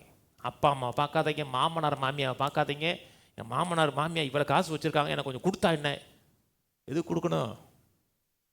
பொண்ணை கொடுத்தாங்களா? அவ்வளோதான். யாருமே ஆதாரம் பார்க்காதீங்க. கர்த்தரை பாருங்க, நல்ல ஒரு வேலைக்கு போங்க, உங்களால் முடிஞ்சதை செய்யுங்க. கை இருக்கா? உள்ள ஒரு மூளை இருக்கா? ஏதோ ஒன்று செய்யுங்க. ஒன்றுமே செய்யாமல் வீட்டில் உட்காந்துக்கிட்டு அப்படி உருண்டு பிறட்டுட்டு யாராச்சும் எனக்கு செய்வான்னு நினச்சிங்கன்னா ஏன் செய்யணும்? உங்களுக்கு வேலைக்கு போ. வேலைக்கு போனால் கஷ்டம் இருக்கும், திட்டுவாங்க. வேலைக்கு போனாங்கன்னா அப்படி உங்களை கொஞ்சம் மாட்டாங்க, செல்லம் உம்மா அப்படிங்க மாட்டாங்க, திட்டத்தான் செய்வாங்க. எங்கே வேலைக்கு போங்க, திட்டுவாங்க. திட்டு இருக்குமா? இருக்கும். அவன் திட்டிட்டு போறா. நீ கர்த்தருக்கு உண்மையாக வாழுங்க, கர்த்தர் உங்களை உயர்த்துவாருங்க. எந்த சூழ்நிலையும் மனிதனை ஆதாரம் பார்க்காதீங்க. எழுந்து உங்களுக்கு தெரிஞ்சதை எவனும் செய்யுங்க. கைட்டு செய்கிற வேலையை கர்த்தர் ஆசீர்வதிப்பார். ஆனால் மனிதனை ஆதாரம் பார்க்காதீங்க, கர்த்தரை ஆதாரமாக பாருங்க. கர்த்தரனை உயர்த்துவார், மேன்மைப்படுத்துவார், வாழ வைப்பார் நினைச்சிங்கன்னா பலமான நிறைவான வாழ்க்கை உங்களுக்கு இருக்கும். அன்னைக்கு உடச்சி ஊத்துறா. ஏன் ஊத்துறா? அன்பு, தேவன் மேலே வைத்திருக்கிற அன்பு அதன் அடிப்படையில் கொடுக்குறா. கர்த்தர் மெச்சிக்கொள்வார் நினைச்சு கொடுத்தாளா? கிடையவே கிடையாது. கடமை நினைச்சு கொடுத்தாளா? இல்லை கர்த்தர் கூத்த சொன்னாரா? அதான் கொடுக்கிறது. கொடுக்கறதுங்கிறது பிரதிபலன் பார்க்காமல் கொடுத்தீங்கன்னா அதனுடைய கனம் உங்கள் வாழ்க்கையில் வந்துகிட்டே இருக்கும். ஏழைகளுக்கு இறங்கி கொடுங்க, அன்பின் அடிப்படையில் கொடுங்க. கர்த்தருக்கு கடன் கொடுத்த மாதிரி கர்த்தர் பார்ப்பார். கடமையின் அடிப்படையில் கொடுங்க. சரி போ, தொலைஞ்சு போ அப்படின்னா அந்த 10 ரூபா தொலைஞ்சு போயிடும், அவ்வளோதான். ரிட்டர்ன் வரவே வராது. ஏழைகளுக்கு உதவி செய்யணுமா? செய்யணும். எதிர் அடிப்படையில் அன்பு, இரக்கம், பிரதிபலன் பார்க்காம அவன்கிட்ட கொடுங்க, கர்த்தர் பார்ப்பார். அப்படி செய்யுங்க. யாருக்கும் செய்ய நீ கடமைப்பட்டவர் கிடையாது. கடமை நினைச்சீங்கன்னாவே அது கொடுப்பதே கிடையாது. 2 காரியம் சொல்லி முடிப்போம். 1 தாவீதின் காலத்தில் ஒரு நடந்த சம்பவம். 1 நல்லா பண்ண பார்ப்போங்க. எப்படி கொடுத்து கனப்படுத்துவது, எப்படி பொருளாதாரத்தில் மாற்றத்தை கொண்டு வருவது, இதெல்லாம் பார்ப்போம். இந்த போதனுடைய ஆரம்பத்தில் தான் இருக்கும். இதில் என்ன போவோம், குற்ற உணர்வு வரக்கூடாது. அதுக்கு தான் கொடுக்கும்போது கொடுக்குற விதம், கொடுக்குற ஸ்டைல் வேறு மாதிரி இருக்கணும். 1 1 வாசிக்கிறேன். அதன் பின்பு அம்மோன் புத்திர ராஜாவாகிய நாகாஸ் மரித்து அவன் குமாரன் அவன் ஸ்தானத்திலே ராஜாவானான். அப்பொழுது தாவீது, ஆணுவின் தகப்பனாகிய நாகாஸ் எனக்கு தயவு செஞ்சது போல நானும் அவன் குமாரனாகிய இவனுக்கு தயவு செய்வேன் என்று சொல்லி அவன் தகப்பனுக்காக ஆறுதல் சொல்ல ஸ்தானாதிபதிகளை அனுப்பினான்.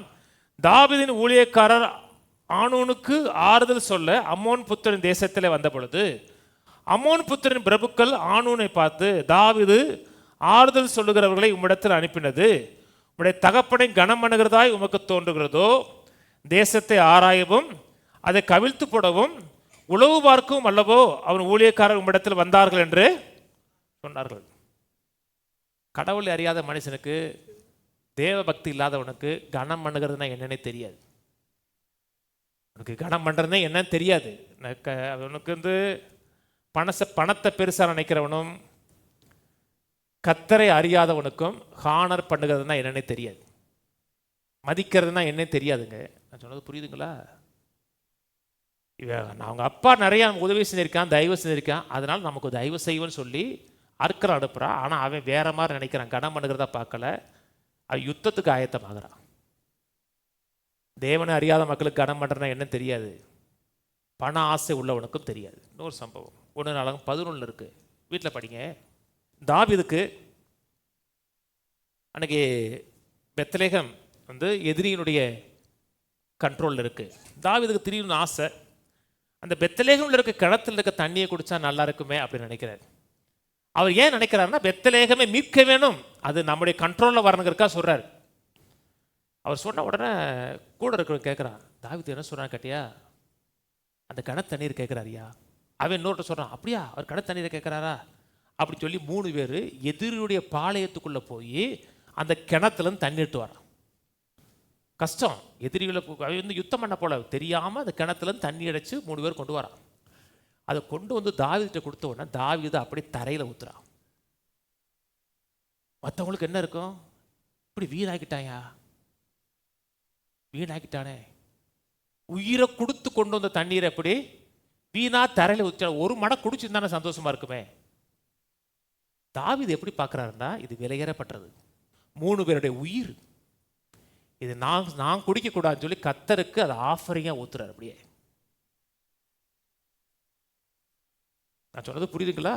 அன்னைக்கு யூதாஸ் காரியத்தை வீணுன்னா, ஏன் அவனுக்கு கர்த்தரை குறித்த அறிவு இல்லை.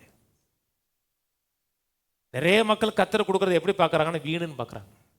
பிசாசு பொல்லாதவங்க, அவன் குற்றம் சாட்டுகிறவன், இச்சிக்கிறவன், மரியாதையும் கனத்தையும் தனக்கு எதிர்பார்க்கிறவன். பிசாசு தன்னுடைய எண்ணத்தை ஒரு மனிதனுக்குள்ளே வைக்கிறான்னு வச்சுங்களேன், அந்த இச்சிக்கிற எண்ணத்தை, குறை சொல்லுகிற எண்ணத்தை வச்சோம்னா தங்களுக்கு தெரியாத மக்களை குறித்து இவர்கள் குறை சொல்ல ஆளாக ஆரம்பிச்சிருவாங்க, மற்றவர்களை குற்றம் சாட்டுகிற ஆளாக மாற்றுவாங்க. அந்த அவர் இப்படி இவர் இப்படிம்பாங்க. அதில் என்னென்னா அதை பற்றி ஒன்றுமே தெரியாது. குறை சொல்லுகிற ஆளாக மாறுவீங்க, குற்றம் சொல்லுகிற ஆளாக மாறுவீங்க. கர்த்தரோட எண்ணத்தை உள்ள வைங்க. கர்த்தரை கொடுக்கறது எவன் வீடுன்னு நினைக்கிறானோ அவனுக்கு கர்த்தரை குறித்த அறிவு அவனுக்கு இல்லைன்னு அர்த்தம். கடைசியாக ஒரு காரியம் சொல்லி முடிக்கிறேன். 2 Corinthians 9 வாங்க.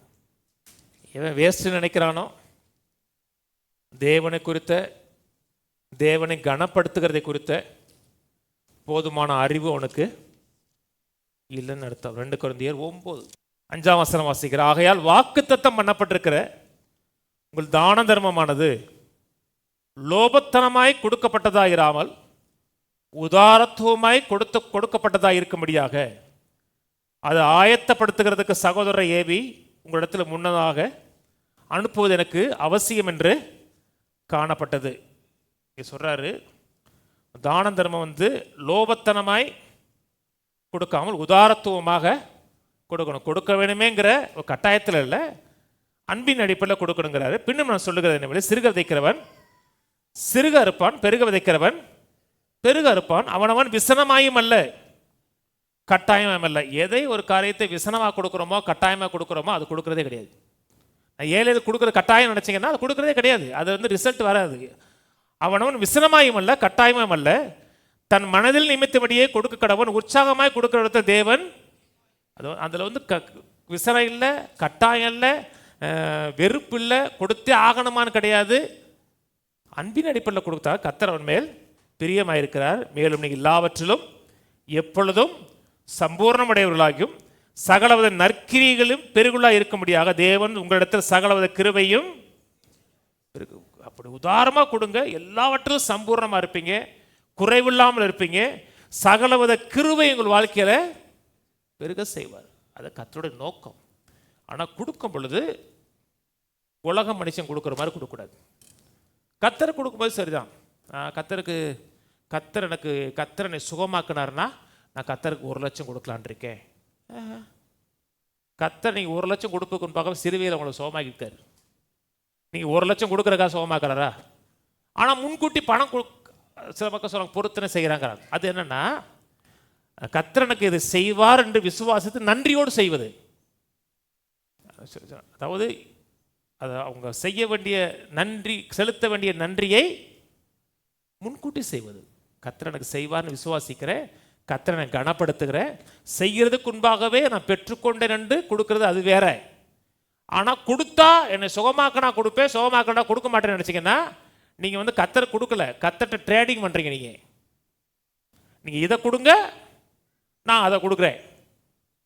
அது ட்ரேடிங் இல்லை, அன்பின் அடிப்படையில் கொடுங்க.